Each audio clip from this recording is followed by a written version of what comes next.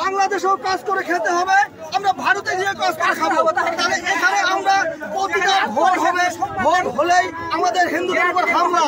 কেন আমরা হিন্দু হয়েছে, এটা কি আমাদের অপরাধ? আমাদের বাড়িঘর কেন জ্বালা দিবে? আমাদের মন্দির কেন ভাঙবে? আমাদের মহিলা বউ বাচ্চাদেরকে নিয়ে যাবে।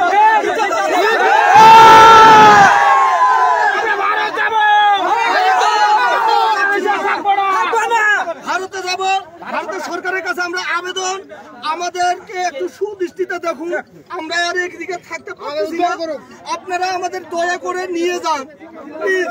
সকলের কাছে এটাই অনুরোধ করছি, সব হিন্দুরা একত্রিত হয়ে ভাইয়েরা আপনারা চলে আসুন, না হলে এখানে বাংলাদেশে থাকলে মান সম্মান আর কিচ্ছু থাকবে না।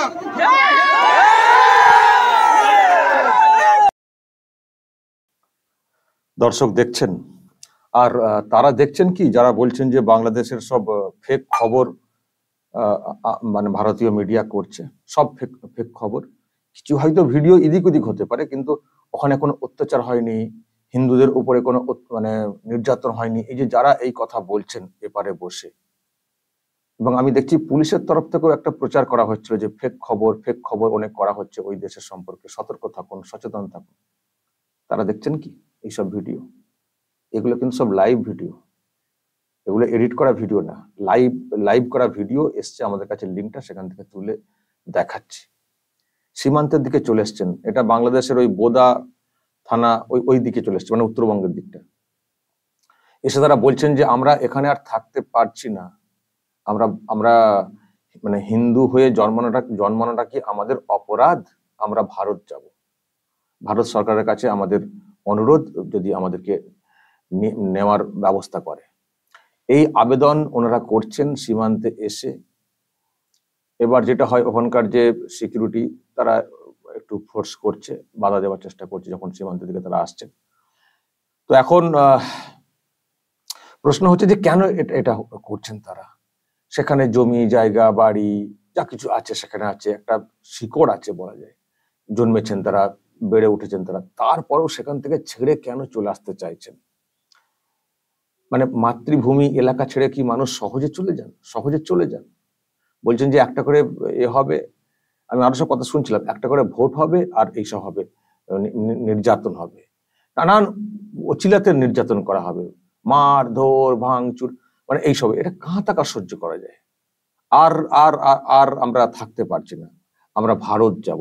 ভারতকে মানে নিরাপদ হিসেবে তারা ভাবছেন, সেই জন্য ভারতে আসার জন্য তারা আবেদন করছেন ভারত সরকারের কাছে। এটা শুধু এই প্রান্তে না, আমি আরো অন্যান্য মিডিয়াতে দেখছিলাম, এই যে বর্ডার এলাকা যে রয়েছে, বর্ডারের বিভিন্ন প্রান্তে বাংলাদেশের বিশেষ করে যারা সংখ্যালঘু তারা এসে দাঁড়িয়েছেন, ভারত আসতে চাইছেন। যাদের লিগাল মানে এখনই আসার মতো যাদের উপায় আছে তারা তো এমনি চলে আসছেন।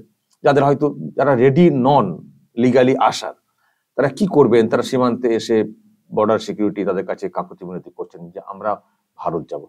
ভারত এলে থাকার জায়গা শরণার্থী হিসেবে সেটা দেওয়া যাবে, কিন্তু তাও তো কিছু কিছু লিগাল তো প্রসেস আছে। সেটা আমাদের দেশের যে নিরাপত্তা যে বিভাগ, যে বর্ডার সিকিউরিটি ফোর্সের যে ব্যাপার, তারা সেটা দেখার চেষ্টা করছে কি করে কি সব হয় না হয়, কি করে মানে মানুষগুলোকে বাঁচানো যায়, এই চেষ্টা আছে। এবং আপনারা জানেন শুভেন্দু অধিকারী উনি একটা কথা বলে রেখেছেন যে অনেক 1 কোটি, উনি একটা সংখ্যা বলেছিলেন যে 1 কোটি শরণার্থী কিন্তু আসবেন ওদিক থেকে যা চলছে। তো আমাদেরকে মানসিকভাবে প্রস্তুত থাকতে হবে রাখার বিষয়। এখন আমরা হয়তো মানসিকভাবে, বা যারা এখানে আছেন তারা হয়তো অনেকে মানসিকভাবে প্রস্তুত থাকবেন, কিন্তু চলে আসাটাও তো সহজ না। মানে সেটা তো একটা কেন্দ্রীয় সরকারের একটা ব্যাপার আছে, হুট করে তো চলে আসা যায় না। তো সেই জন্য তারা মানে ওখানকার যারা আর কি বর্ডারে এসছেন, যারা আসতে চাইছেন, তারা ওইভাবে অ্যাপিল করছেন এবং তাদের যে যন্ত্রণা সেগুলো তারা তুলে ধরার চেষ্টা করছেন। এবং প্রচুর ভিডিও দর্শক আপনারা নিশ্চয়ই দেখেছেন, কাকুতি মিনতি, মানুষের যখন অত্যাচারটা নেমে আসছিল তখন কিভাবে তারা বাঁচার জন্য মরিয়ার চেষ্টা করেছেন।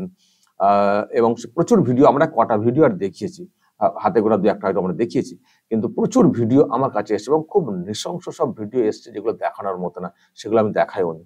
মানে আমরাও তো কতগুলো সেন্সিটিভ ভিডিও যেগুলো, সেগুলো সবসময় দেখা যায় না, দেখানো যায় না, দেখতেও পারবেন না আপনারা।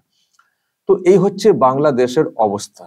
এটা আর আর লুকোছাপা বলে কিছু নেই, মানে চুপি চুপি রাখার বলে কিছু নেই, সব ওপেন হয়ে গেছে। আপনারা দেখছেন আমাদের পার্লামেন্টেও ওখানকার মাইনরিটিদের উপরে যে অত্যাচার সেটা নিয়ে কথা উঠেছে, এবং এখানে সবাই এখন এখন আর কি লুকোচাপা কিছু নেই, পরিষ্কার, মানে ওখানে অত্যাচারটা এমন ভাবে হয়েছে এবং সেখানে আর লুকোচুরির বা লুকোচাপা কিছু নেই। এই সুযোগে কেউ কেউ ওখান থেকে, মানে যেটা আর কি চেষ্টা হচ্ছে যে হিন্দুদেরকে তাড়িয়ে দাও, জায়গা জমি সব দখল করে নাও। আবার এটাও বলার চেষ্টা হচ্ছে যে যারা ওখানে সংখ্যালঘু তারা বেশিরভাগ অংশ নাকি আওয়ামী লীগের, এবং যেহেতু এখন আওয়ামী লীগের উপরে ক্ষোভ, সেই জন্য আওয়ামী লীগের ক্ষোভটা মানে এদের উপরে মানে বেশি পড়ে যাচ্ছে আর কি।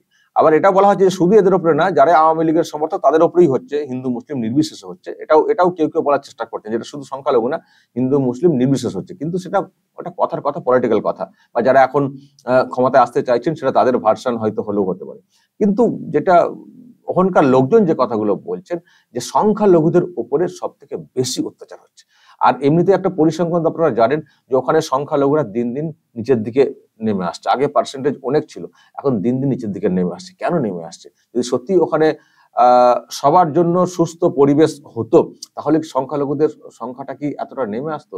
সংখ্যালঘুদের উপরে নির্যাতন কেন হবে? এই আওয়াজ আমাদের দেশ থেকে অনেকে তুলছেন। তবে এই কাকুতি মিনতি অবস্থা দর্শক দেখছেন বর্ডার এলাকাতে, আমি জানি না এর নিষ্পত্তি কি করে হবে। দর্শক বলবেন যা বলার কমেন্ট বক্সে, নজর রাখবেন আরামবাগ টিভিতে।